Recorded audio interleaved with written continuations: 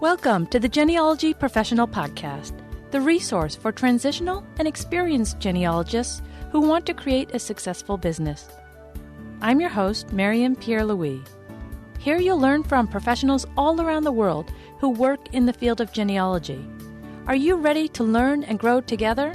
Then let's get started.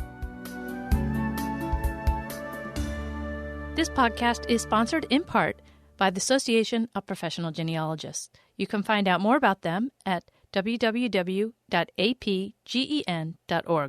Welcome to episode 13 of the Genealogy Professional Podcast. Today, we head west to Oregon to get to know genealogist Leslie Brinkley Lawson. Leslie, welcome to the Genealogy Professional Podcast. Thank you, Marion, for inviting me. I'm excited to be here. Well, I'm excited to have you here. Let's get started by having you tell us about yourself and give us an overview of your genealogy business. Okay. I was born and raised in Northern California, where my roots run pretty deep, about 5 generations worth. When I left home to go to college, I went to study law, but that's not where I ended up. I am married, and I have 2 grown children that are both teachers. I always knew I was passionate about genealogy. So by the year 2000, my employment status had changed. I'd left the Fortune 500 company, and I decided it was time for me to open my genealogy business, Lawson Research Services. And not too long after I had opened that business, I realized that forensic work was my passion. And so I made that my specialty, and most of my clients come to me. They are attorneys from across the United States. Now, I heard you when you said that you're passionate about genealogy, but what was it that made you make that decision to become a genealogy professional? My grandmother did this to me. My grandmother was one of those people that, as a child, took me through all the cemeteries when I was a small child, and every headstone, she'd point at the headstone and she'd tell me a story about the person so that I knew my connection. So I grew up loving genealogy, and it's because of her and her love of family history. She made sure it stayed alive when she passed it on to me. And it just evolved from there. I love anyone's family story and anyone's genealogy puzzle because I love the mystery of figuring out where their people went and what became of them, and of course bringing that forward in time and finding the living people that fit into those family groups. So, Leslie, when you've decided to become a genealogy professional and actually go into business, did you believe at that time that people could actually make a living as a genealogy professional? Well, yes, because I had those other people out there that are professionals doing it full time. We had Paula Stewart Warren. I had Connie Lindzen right here in the Portland area. And they were all making a living doing this full time. So I knew it was a possibility. I just didn't know if it was going to work for me. But you never know until you stick your neck out there and you give it a try. Yeah, I asked you that. I've never asked that to anybody before, but I wanted to ask you because I think that's a question a lot of people ask before they actually go into business as a genealogist. Mm-hmm. And I'm not sure if they ever really feel sure about whether people can do it. But actually, most of the people that I interview on the show actually do work full-time as genealogy professionals. So not only is it eye-opening for the audience, but it's kind of reinforcing and confirming to hear about so many people that actually are making livings as genealogy professionals. That's pretty cool. But I was just curious about what your idea was before you started. So now you had mentioned that you studied law. Did you actually work as a lawyer specifically or within the law field? What did you do? What were your jobs, your profession before you entered a genealogy career? Well, I went to college to study law, and then life happened, and I didn't finish that degree. I ended up going back to college to work on my business administration degree, and I have spent the last 30 years working in the accounting field, which still has its requirement for detail. I spent a lot of years working for Weyerhaeuser, doing accounting work, as well as working for Intel. And it got to the point where I was ready to open my business, so I wanted to take time away from the Fortune 500s and just step down from the busyness of that and create my own business. When I worked for those Fortune 500 companies, I took on all kinds of projects that I was assigned. But I love doing accounting, but I love doing genealogy more. So it allowed me, stepping away from the Fortune 500 company, to just focus on my business. And I still have some accounting work that I do, but genealogy is where my passion really lies. And it probably won't surprise you that I balance all of my accounts to the penny every month. I'm not surprised. I know what accountants are like. What did you do to prepare yourself to become a genealogy professional, both from an educational point of view and from a business skill point of view? Well, when my kids were growing up, I was actively taking all the classes that I could take through my local society, as well as I took the NGS home study course. When the kids were older, I was able to attend Samford, IGHR, and I've attended SLIG.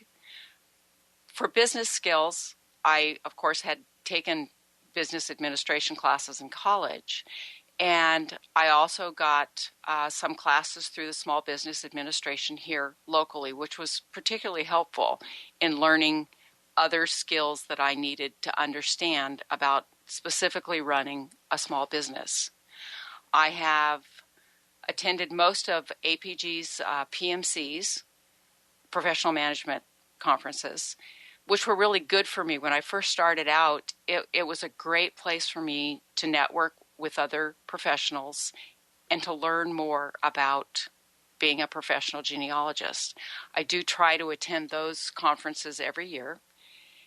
I would also, I'm a member of NGS, and of course I get the journal, and I do read that as well as the APGQ, which I think is very important for professional genealogists to read. And it goes without saying, of course, that we all read. All genealogists are constantly reading books, and we have particular ones that we keep on our shelf at fingers' reach. That would be Evidence Explained for me, of course, and Mastering Genealogical Proof by Tom Jones was a wonderful read as well. And another great learning opportunity, which I took anyway, even though I'd already started my business, was the ProGen study group. I was in group 4, and Angela McGee did a great job creating that learning opportunity. For me, it was a wonderful opportunity to review my business plans, get peer-to-peer feedback in a safe environment. Because I'm not always really good at thinking outside of my own box, this small group of people allowed me to get more input, more food for thought when approaching how I'm setting up perhaps templates or report forms. It just gave me a wonderful opportunity to network with other people in a small group and get good feedback. What skills did you bring to your business when you started, and how have they helped you? I knew how to balance a checkbook. I used Quicken software. I knew how to do billings, calendar events into the future so that I could hopefully keep my planning and my results that I needed to get on task, which would be the client needs this by a particular date, and this report is going to take me this long to do it. I need to make sure I calendar that in so that I stay on task. One must be able to plan out a month or more in advance to make sure that you don't have things falling through the cracks. I do have attention to detail that I give every project. Most of my clients are looking for heirs to estates, but I've also done research on living people with Alzheimer's who were unable to tell us their parents' names. And of course, the goal for that particular person that I'm thinking of was to figure out who her parents were so that when she died, her guardian would be able to put on her death certificate the proper mother and father's names and the information needed that the state form requires. Do you think that's becoming more and more of a problem, the issue with Alzheimer's and the need to figure these things out before they pass? I think it is more of a problem because so many of our elderly are left to their own devices, and until the point that I know here we've had more than one news account of someone found wandering the streets, unable to tell anyone who they are. And by then, of course, you don't know if you're going to be able to figure out who they were, because you've got to essentially figure out who they are and where did they live, and do they have any documents in their home, and find them a guardian. There's all those implications that go with that. It's kind of scary for those people, and probably for their families as well. That's awesome in that particular case, the guardian that you were working with, that they had the forethought to figure that out. Because I imagine there are a number of guardians that would never even think if they hadn't been in that situation before. I agree. What skills did you lack when you started your business, and how did you overcome that? Time management when I first started was a problem, because it was, you're on the hunt. I've got to find this person, and I got all wrapped up into, oh, look, there's that. No, look, there's that, rather than making myself focus on just the task in front of me. So the way I corrected my own bad habit was I bought myself a time clock program, and it allowed me to keep track of that time so that I don't give away time, as well as staying very focused on the research that I'm doing. I also got better at report writing, because you have to in this line of work. You have to write good reports. Most of my attorneys want very clean, concise reports about where their heirs are located and how they're related to the case that they have in front of them. And I think marketing can be a weak point, only because of the fact that it's constantly changing in this day and age. We are constantly being bombarded with, you should do this and you should do that. But I always have to come back to, how does that fit a genealogy business? Or does it fit a genealogy business? And so there's information that we have to sift to decide whether or not it is of value to a genealogist. And I think the last weak spot, and it will probably never be a perfect solution, is I always have to struggle with gauging how long will it take me to complete this particular project. And then I have to really wade through what I already know about this, and then figure out whether or not I can do it in 20 hours or 40 hours. I try to give the client a good idea of about how long I think it will take, but I'm never sure if I'm really going to be in the ballpark till I get down to the end of the line. In regards to what you said about marketing, I mean, I agree. It's overwhelming for those of us who actually try to keep up with what they say is the thing that you need to do right now to be the best. But is there one sort of tried and true thing that you do, whether you feel like it's public speaking or writing articles or attending conferences? What do you think, if we ignore all the talking heads out there, what's the one thing that you think is the most effective thing in your business? I think the most effective thing for me has been my website, and I do lecturing throughout the Northwest, and that has brought me clients. I'm also a member of my local paralegal association, and I have gone and lectured for them as well, so that gives me that connection within the legal field. But working with the paralegals, it gives me a connection to a lot of attorneys in my local area. So it's just one more branch that you're doing marketing at with. It's a soft sell versus hard sell. Right. It's demonstrating your expertise and getting them to remember you so that they will call on you, right? That sort Correct. of thing? Yeah. Yes. Okay. What was the hardest part of starting a genealogy business? Self-doubt, wondering if you're smart enough to really do it or if you're kidding yourself. And you have to realize that, yes, you are smart enough. You just have to tell your personal demons to sit down and take a number. You can do this. And I think the other hard part was asking yourself, where am I going to find clients? How am I going to establish myself as a professional in my area? And then you have to work through all the networking, because networking is really key to what you want to do. Figure out what your niche is and where can you network with other people to get your name out there. Have you ever felt like this is too hard? I'm not getting as many clients as I want, early on. Did you ever think, I don't know if I can keep doing this because this is just too tough? Do you ever feel like that, or did it come easier to you? I've always enjoyed genealogy, and I never felt it was too hard, but it always was, where am I going to get another client? I need more clients. I need more business rolling in. And when the economy tanked, my business went down because here where I live, it's very expensive to file a probate. And I knew many people were having to choose between paying for food that month or paying the rent that month versus paying for a probate. So business has picked up in the last few months, but for a long time it was very much down because our economy here really, really sucked. Can you share a specific story of an obstacle or a challenge that you encountered early in your career and how you worked around it? And it could be anything. It could be learning a new skill. It could be a research issue, a business issue, anything you like. For me, when I first started, it was the lack of knowledge of the contents of the facilities around me, say within a 50-mile circle. There are a lot of little libraries, historical societies, little tiny places that have wonderful records.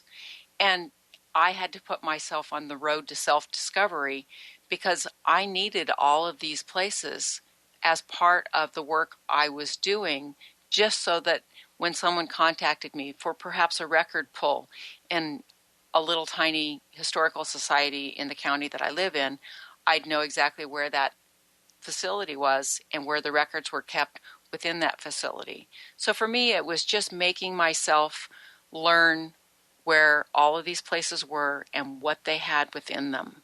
So what kind of task did you give yourself to accomplish that? Did you just go visit these locations, or did you actually give yourself a little research project to do, or did you write down a sort of a research guide about what you might find there so that you could have reference to what's at that location?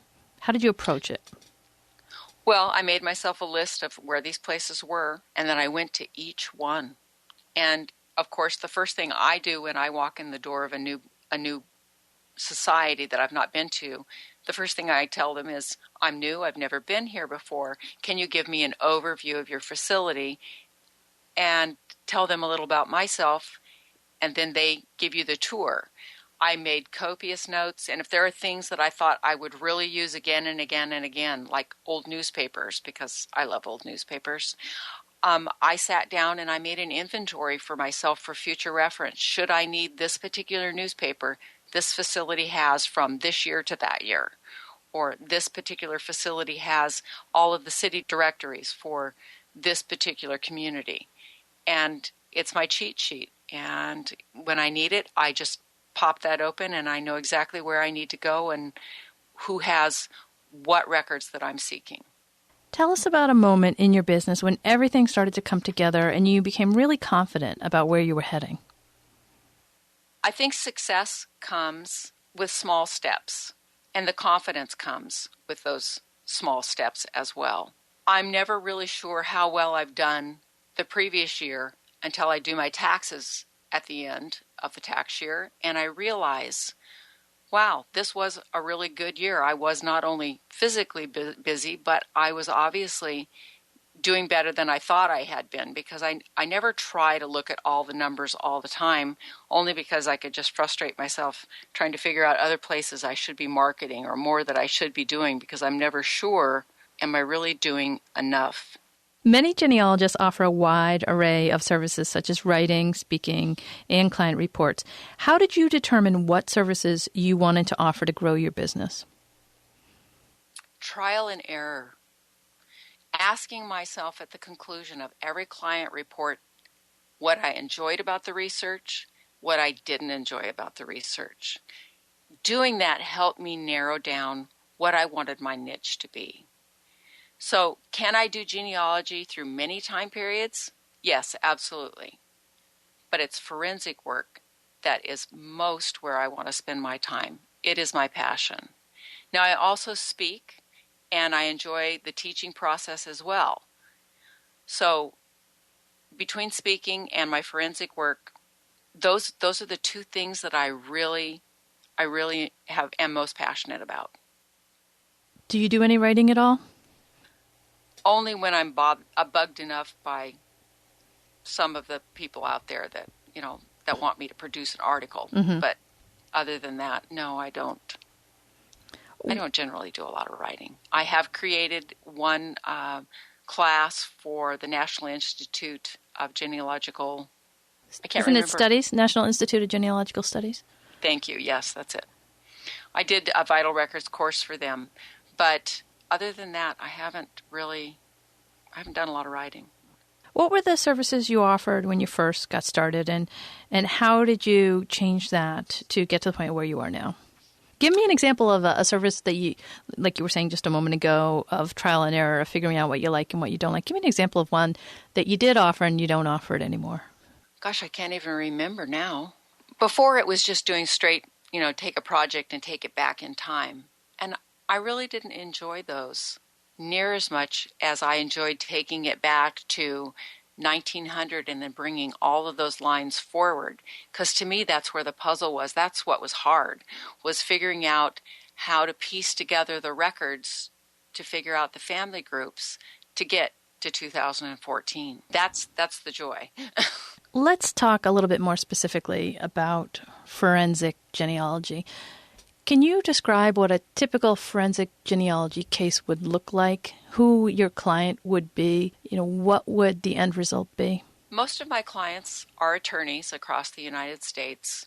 They honestly don't have any idea what we need. So usually my response to them is, send me everything you have. I want a copy of every will, every vital record document. I need to know what you know, and then I can recreate these family groups. Some attorneys try to help me by telling me, oh, you don't need that. Well, yes, I need all the documents. I need to know everything you know, because they don't realize that some of the nuances in the language will send me down another trail for a family member, but they've never done genealogy, so they're not quite aware of the depth of the detail I'm looking for in family relationships. Now, when you're doing a forensic case, what are you trying to find out for these lawyers? They want to find out where the heirs are to the estate as a general rule. So an attorney will say, I need to find John Smith's family group. So my job is to figure out if John Smith, who his parents were, if he had siblings, his grandparents, and bring, as I discover, depending upon whether John ever had children or not, you bring all those lines forward to today, because the attorney needs to know where all those heirs are located so that they can be notified that they are heirs to an estate. I work strictly by the hour because we don't want any implications of working on a contingency basis. We want to work only by the hour so that they don't pay for more than they need and they don't get billed for more than was necessary to do the job. So I imagine these are intestate probates, and that they are typically of people who died intestate who are of some means, shall we say. Yes, they have enough to pay they have enough money in the estate to pay both the attorney and myself most of the time. Although many of us have not been paid at times because the estate ran out of funds. Have you ever encountered a case where the deceased died testate with a will, but the people listed in the will were not living, and then you were forced to go search for further heirs? Yes. Really? That's kind of interesting. Yes, and it does give you a little run for your money, but yes, we've had those. Another area that I want to talk about is, how did you educate yourself to be expert in forensic genealogy? Because I know you've done a lot with education recently in developing the field of forensic genealogy, but what was available to you when you started, and how did you get what you felt was the appropriate education at that time? Or was it all hands-on experience working with lawyers? Actually, the whole thing for forensic, it is self-education. Well, at least was when I started. I started with networking with genealogists at every opportunity, going to conferences, seminars, institutes. It was while I was attending an FGS conference in Dallas, Texas, I believe it was in 2005, that, as I tell others, I found my people. From that one meeting in Dallas, I met with like-minded colleagues. And from that meeting, that week in Dallas, we created the Council for the Advancement of Forensic Genealogy. So tell us a little bit about this group and how it's developed and what you're offering. What does it provide people who are interested in forensic research? The Council is a business league. The Council helps people learn how to do forensic genealogy through our institutes. We have a mentoring program for any and all of our members. Anyone can post a message on our Google group, and they are going to hear from probably almost everyone that is a current member of CAFG. This last couple of days, there have been several mentions of when do you know you're a professional? And there was a lot of discussion on the page about that very aspect and what was being discussed within the group. It is a safe place for people to ask questions of professional forensic genealogists, and it allows them to learn from us at any time. We do feel particularly thrilled that we have Michael Ramage, who is a practicing attorney, and Michael can give us feedback all the time on the legal standings, at least from his state's point of view, as to how people should approach things, or if we have contract questions, Michael will always answer those contract questions. Dee Dee King is very good at helping people think a little further outside of their box. We've got a lot of people with a lot of skills, and they're willing to share everything they know in that safe environment for our members. How do people typically initiate contact with this group? Do they go to the Institute and then become members, or do they typically become members and then go to the Institute? Typically, if they know they're going to go to the Institute, we offer a discount for those who know they're going to go. They can join either before, during, or after the current institute that they're planning to attend. Many times we have found that, especially halfway through an institute, they're realizing, oh, this is more than we ever thought we would get, and they're joining because they are getting a lot out of it, and they're realizing that if they want to do forensic work, this is the group of people they need to network with. And what type of person should go to the Institute? Is it somebody who's a beginner in forensic genealogy? Is that appropriate for them, or should they have some forensic experience? And what level of genealogist, also just without discussing forensic, do you need to be at least an intermediate level genealogist, maybe with no forensic experience, to make yourself really qualify or benefit from the Institute? Absolutely. You've got to have some experience. You've got to at least be a strong intermediate genealogist. And then, if you really think you want to do forensic work, I would strongly encourage you to go to the Institute to decide from there whether or not you really think you're ready to enter this field, because it is not for the meek. There are people, attorneys out there that will run over you, and you have to be able to stand your ground. So I would encourage you, if you're on the fence, go to the Institute first and learn all you can first before you commit to being a forensic genealogist, because you're going to be extremely surprised at the depth of the education you can get from the Institute. So when is the Institute held? It is I think we're going to keep it at the last week of March every year, but we always do it in March. It will be annually in March. All right, so we have one coming up. Okay. Yes. Great. Excellent. Leslie, how do you balance your time between paid work and volunteering? That can be a tough one. I have a lot of volunteer the work that I do. I have brought it down to just those societies that mean the most to me, because we all have limited hours in each day. I don't have children at home anymore, but I do have a business to run, so I can only do so much. So I have to say no to a lot of opportunities that are out there just simply because it doesn't fit within the scope of what I've got available time-wise. I do volunteer for CAFG, the council, as the president currently.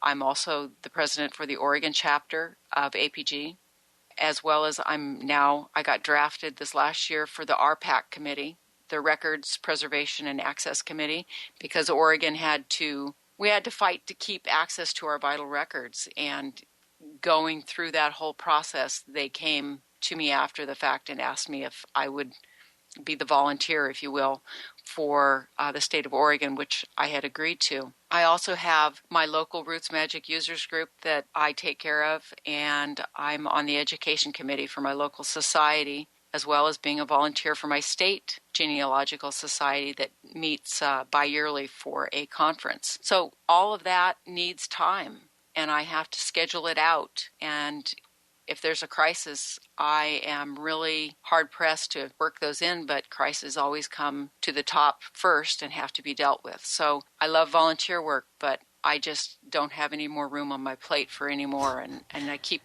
getting asked more and more. Tell them no. Do you hear what you just said? Yeah. I have never heard so many big volunteer positions coming from the mouth of one person. My God.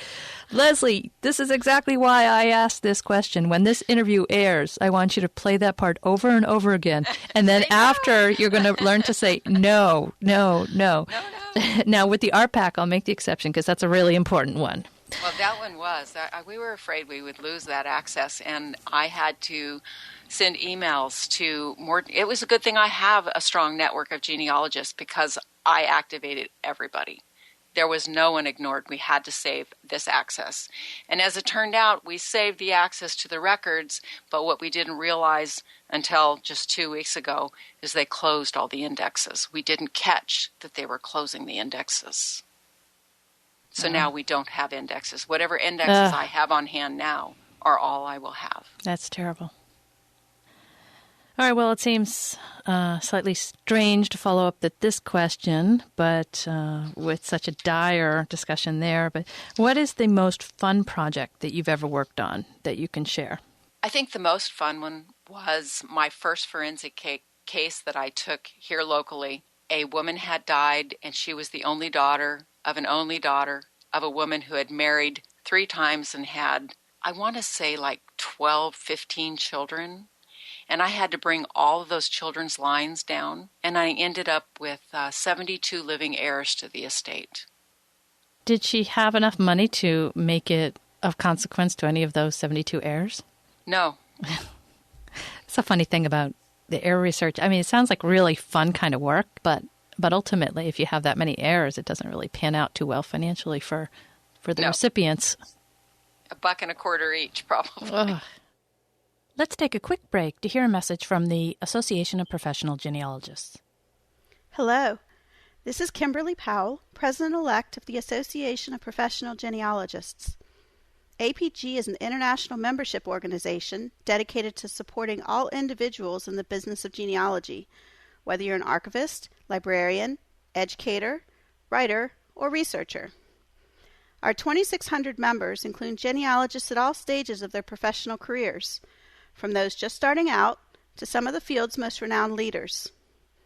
Learn how to grow your business and network with other professionals through our educational webinars, informal mentoring groups, active discussion lists, the APG Quarterly, and our annual Professional Management Conference. Visit us online at apgen.org to learn how we can help you on your professional journey and how you can help us advance public awareness and understanding of the profession of genealogy. All right, Leslie, we are about to enter the lightning round, where I am going to hit you with a whole bunch of rapid-fire questions, and you are going to come back with brilliant answers that are going to help all the genealogists listening out there. Are you ready? I am. Okay. What was the one thing you were most afraid of in starting your business? Failing. What is the best advice you've ever received? Take lots of clients. Learn all you can. Test yourself with each case. But always do a preliminary hour before you take a case just to make sure it's a fit for you and your skill set. What is one specific action listeners can take in the next 24 hours to help them transition into a genealogy career? Only one? Give me 2. That's fine. Okay. Join APG and fully investigate that website, because you're going to be amazed at how much stuff is there to help you develop yourself and your business. And the other thing I would want them to do is set goals for the month, for the quarter, for the year, and have some close friends that are going to help keep you accountable to those goals.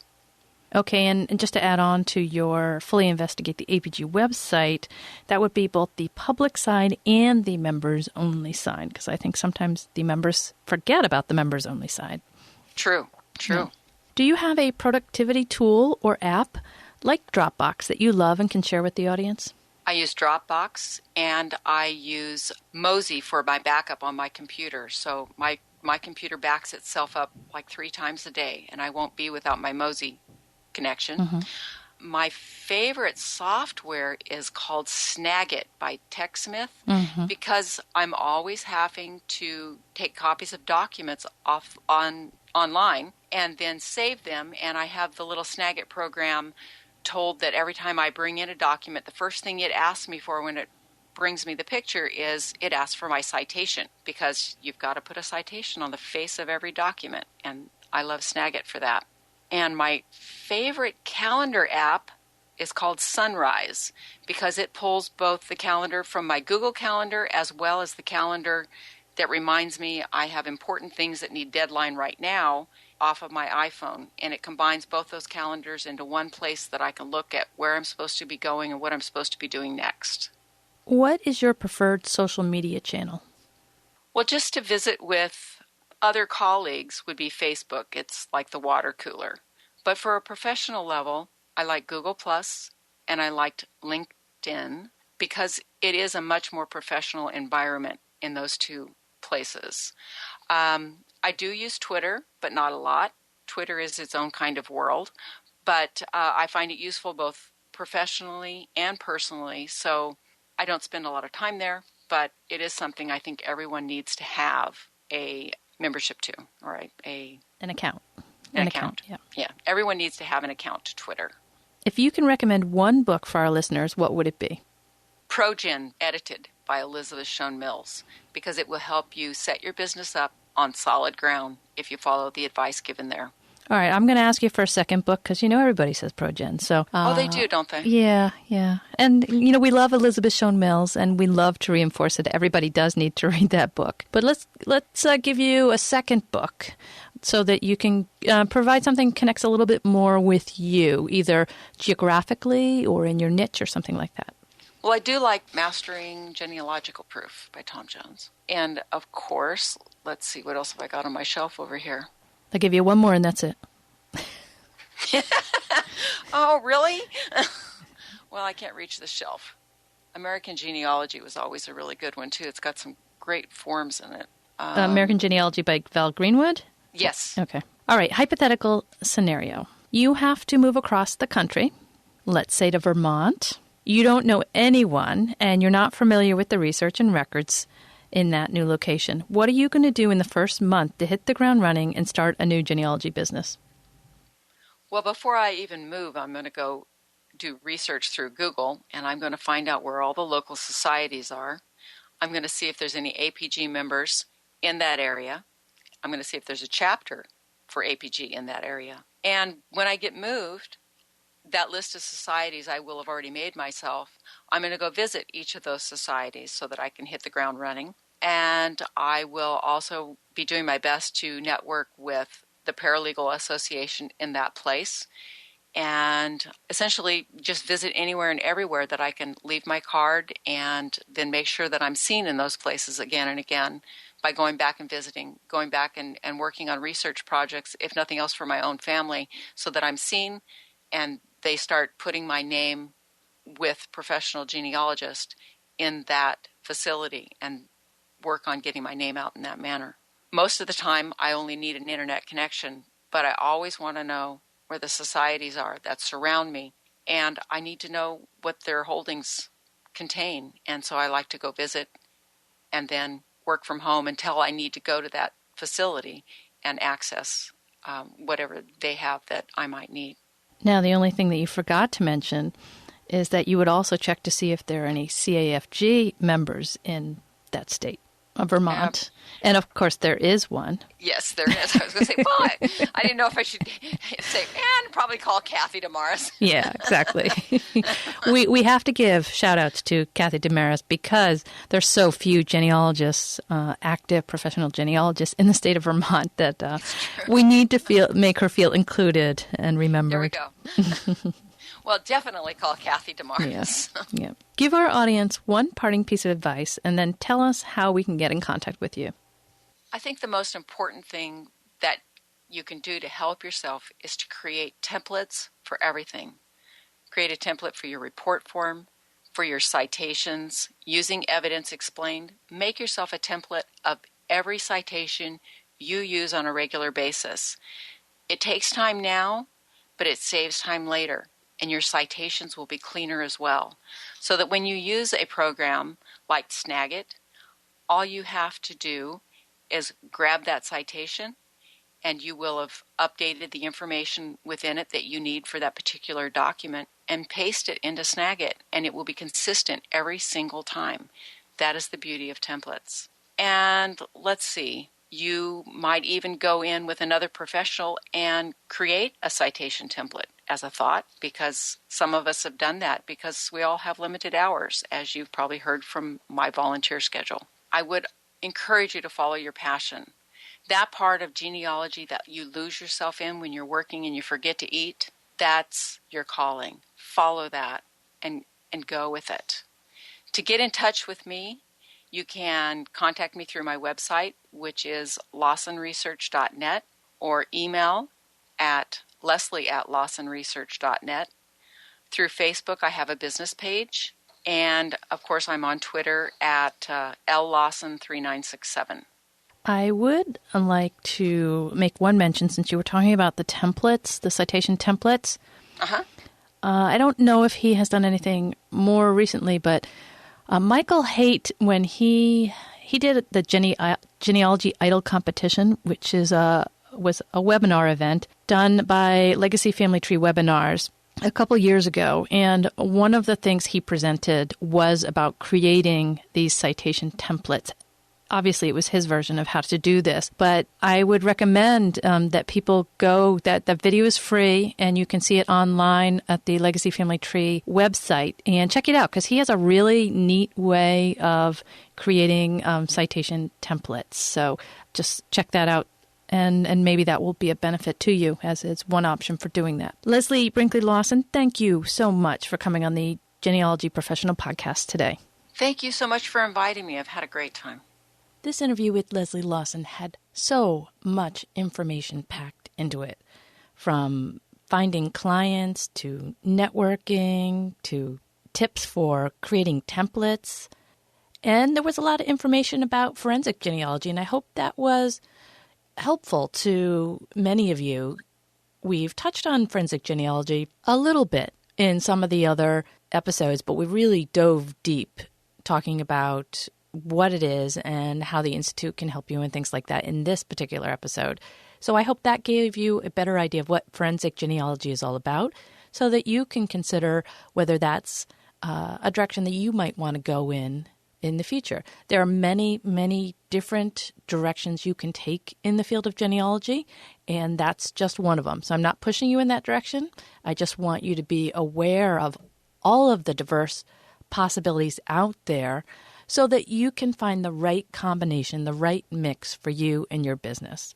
We do need to have a action item for today. And so I'd like to focus on clients, because Leslie talked quite a bit about clients and networking. Let's think about some ways that you can find clients. I've got a list here of some ways that you can put yourself out there and make yourself potentially visible to clients. First, there are the passive ways that you can find clients. That would include making sure that you have a profile on a professional organization website, such as APG, the Association for Professional Genealogists, BCG, the Board for Certification of Genealogists. Of course, you have to be a CG to get on that website, or ICAPGen, which is the other credentialing body in genealogy. It's not enough to be a member of any of these organizations.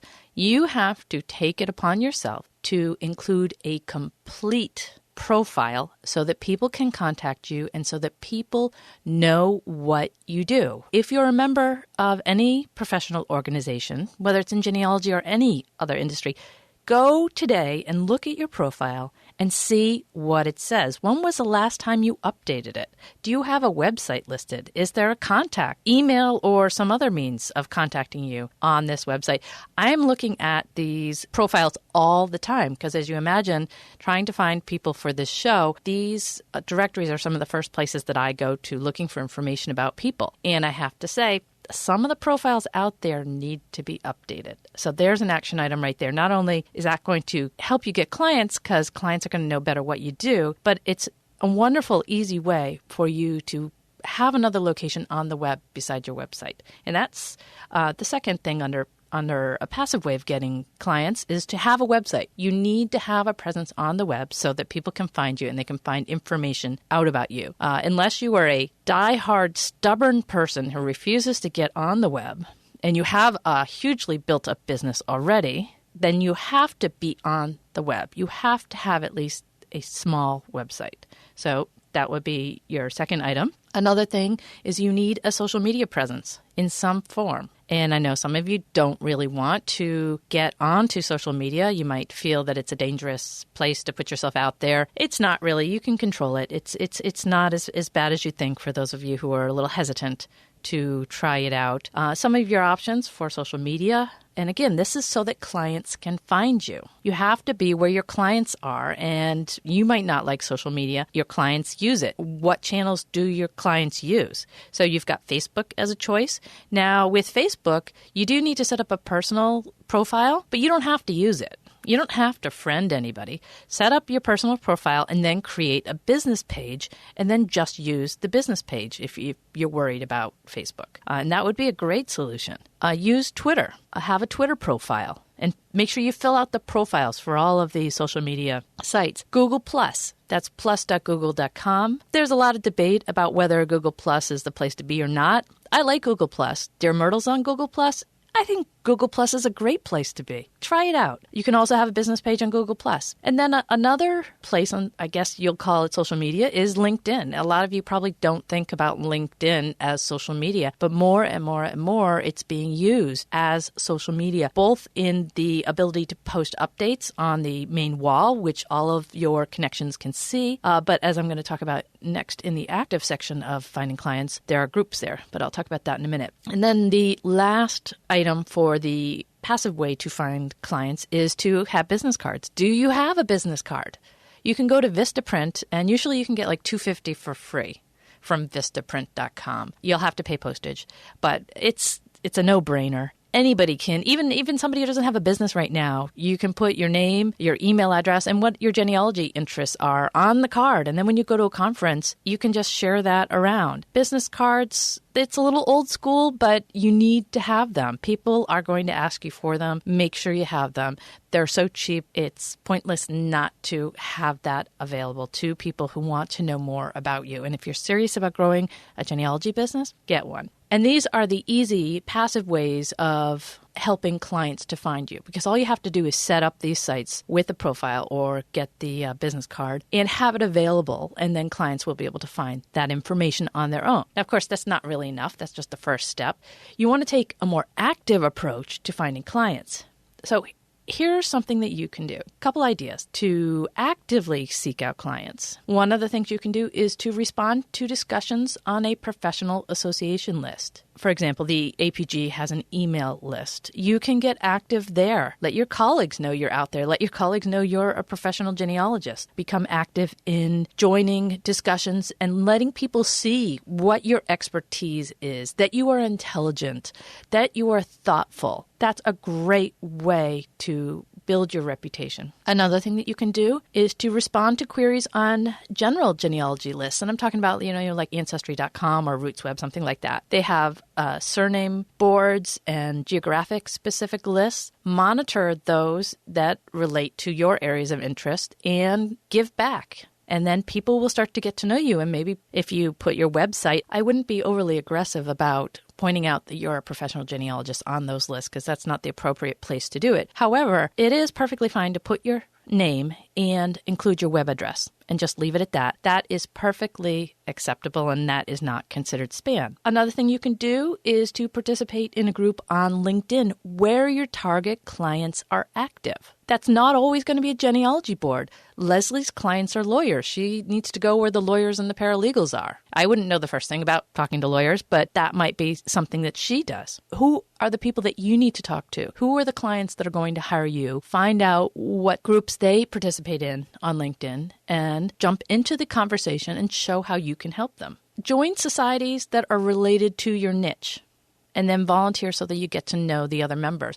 You know, if your specialty is Palatine, Germans, you'll want to join the Society for Palatines. That would be an obvious thing. Join that and then get actively involved in the organization and get to know the people. Another thing that you can do is to advertise online or in print magazines. Now that involves money, but that's a more active way that you can put yourself in front of your potential clients. Figure out where they are spending their time, what magazines they're reading, or what online sites they're going to, and advertise that way. And then, of course, the best way to actively seek out clients, and I know some of you are going to disagree with this, is to network. I was discussing this with a friend of mine recently, and a lot of people say, oh, what's the point of networking? I don't want to talk to my peers. I need to become involved with clients, not with colleagues. Networking is a waste of time. That's what we hear. Well, from my point of view, networking equals opportunity. And when you walk away from networking, when you intentionally don't do it, you are walking away from opportunity. It's as simple as that. Because when somebody needs a speaker for an organization, somebody needs an article written for a magazine on a particular topic, or somebody needs to refer a client, another professional needs to refer a client because that's not their expertise. Well, they're going to think about people that they know, and they're going to contact those people first. And if you haven't networked, if you're sitting in isolation in your office, and I'm going to be tough on you because I really feel strongly about this. If you're sitting in isolation in your office just doing work and you're saying, well, I don't need to network because I don't need to be involved with my colleagues, you are missing the boat. Did you hear all the stuff that Leslie is involved with as a volunteer? Now, I think it's crazy how much she does. But let me tell you, it is not wasted effort just giving it away for free. Some of that stuff she does because she feels passionate about supporting open records. But part of it is networking and building her business. And she is developing strong relationships. And when opportunities happen, they're going to pick up the phone and call her. That is what networking is all about. Networking equals opportunity. And if you shut it out, you are closing the door on opportunity. So, we're talking about clients, attracting their attention, actively going after them, building the situation where we open the door to opportunity. That's what I want you to think about this week. Go through this list and figure out, do you have profiles online on the web or a business card? And are you actively participating in some of the things that I have listed? I will try and put this list on the website so that you can actually see it and, check it off for yourself and then see how you stack up. And if you're not doing well in some of these areas, well, you can fix that. Before I end, I want to give a shout out to Diana Stengel. She went over to iTunes and left a review for the Genealogy Professional Podcast. Diana writes, great podcast. I enjoy how it focuses on the business of genealogy. I have listened to many podcasts about methodology, but now I can look into ways I can make a career out of my love for family history. So Diana, thank you so much for stopping by iTunes and leaving that review. It's wonderful. It's great to get feedback, and it really helps the show in terms of ranking in iTunes. So thanks very much for that. Until next week, so long.